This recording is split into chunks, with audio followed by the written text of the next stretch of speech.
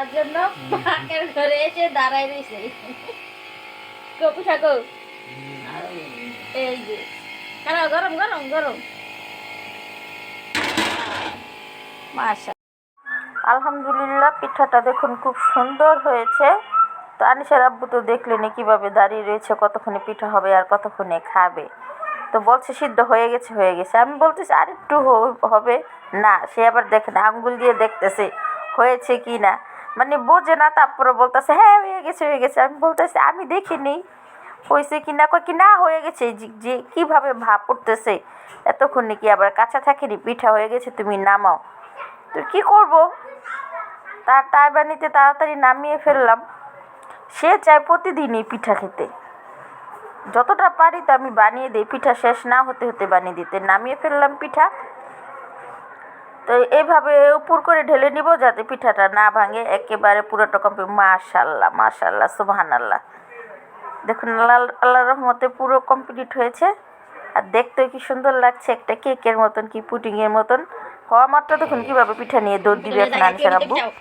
এই যে পিঠা দিয়ে খাতাম, দেখেন পিঠা দিয়ে দৌড়।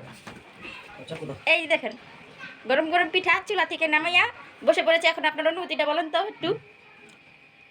অনুভূতি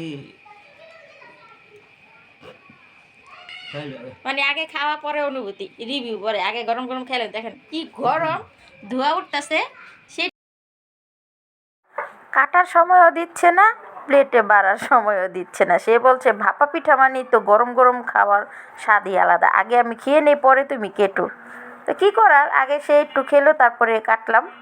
এক বলতেছে প্লেটে বাড়তে হবে না, এইভাবেই খেয়ে ফেলবো, তোমার কষ্ট করতে হবে না। মানে আনিশার আব্বু কতক্ষণে খাবে, তার এই খাওয়া দেখলে আমার অনেক ভালো লাগে। আর তাকে এরকমভাবেই বারবার পিঠা বানিয়ে দিই। কী করবো, পছন্দ করে বানিয়ে দিতে তো হবেই। আজকের ভিডিওটা কেমন হলো অবশ্যই কমেন্ট করে জানাবেন। Subscribe my channel.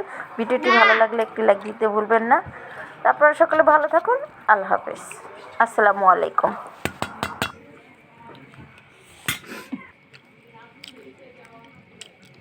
প্লেটে বাড়ার আর সুযোগ নেই।